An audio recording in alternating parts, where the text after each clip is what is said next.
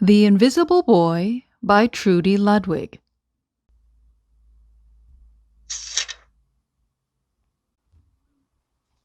Can you see Brian, the invisible boy? Even Mrs. Carlotti has trouble noticing him in her classroom. She's too busy dealing with Nathan and Sophie.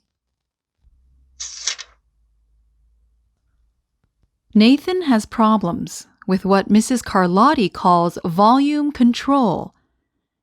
He uses his outside voice inside too much. Sophie whines and complains when she doesn't get her way. Nathan and Sophie take up a lot of space. Brian doesn't.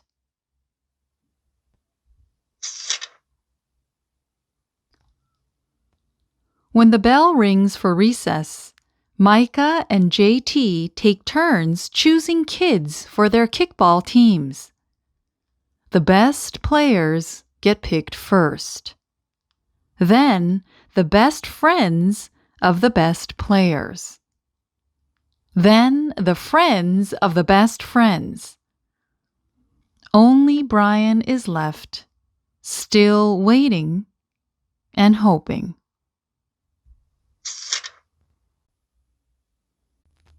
JT glances in Brian's direction and just as quickly looks away.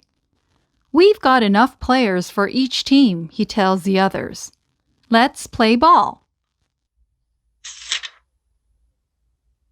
In the cafeteria, Madison and her friends talk about her birthday party. The rope swing over the pool was awesome, says JT. Yeah, so was the water slide, adds Fiona. That was the best pool party ever. I'm so glad you guys had fun, says Madison. Everybody did except Brian. He wasn't invited.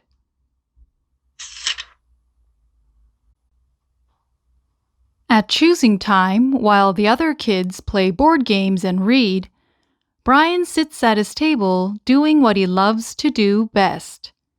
He draws fire-breathing dragons scaling tall buildings. Space aliens locked in intergalactic battles. Greedy pirates digging for treasure. And superheroes with the power to make friends wherever they go.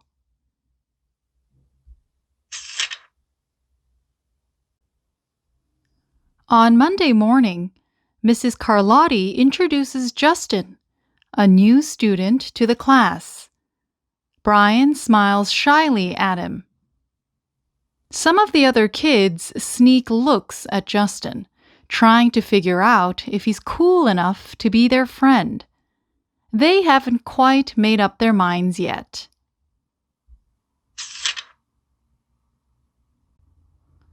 At lunch, Madison and JT watch Justin eat with chopsticks. What's that? Asks Madison as she points at Justin's food. It's bulgogi. Pul what? Bulgogi. It's Korean barbecued beef. My grandma made it for me. It's really good. Do you want to try some? There's no way I'd eat bulgogi. And the kids laugh.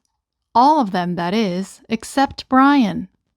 He sits there wondering which is worse, being laughed at or feeling invisible.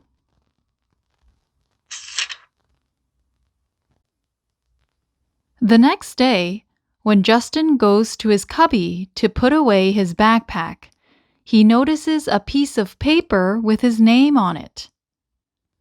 Justin, I thought the bulgogi looked good. Brian.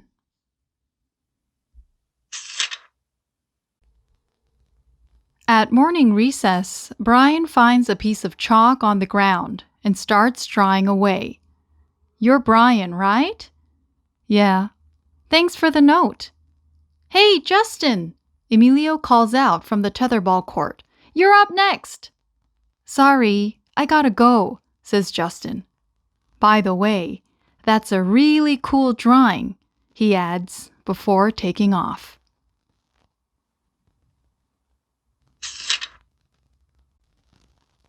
Back in class, Mrs. Carlotti asks the kids to team up in twos or threes for a special project. The kids scurry around the room to pair off. Brian heads toward Justin. "I'm already with Justin," says Emilio. "Find someone else." Brian looks at the floor, wishing he could draw a hole right there to swallow him up. "Mrs. Carlotti said we can have up to 3 people in our group. We're only 2. Come on, Emilio. Let him work with us." "Okay, I guess."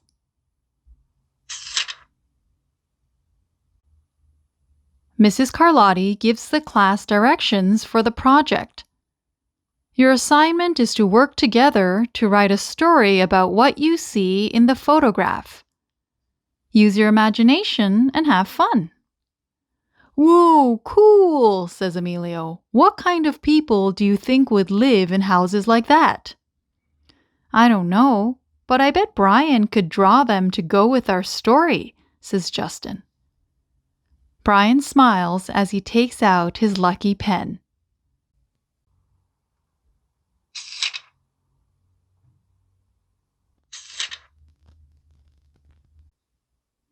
It's lunchtime again, Brian's least favorite part of the day.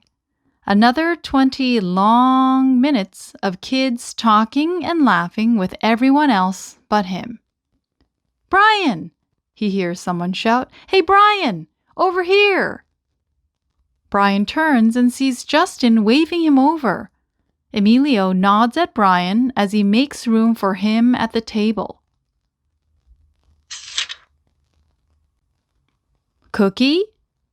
"Thanks." Maybe, just maybe, Brian's not so invisible after all. The end.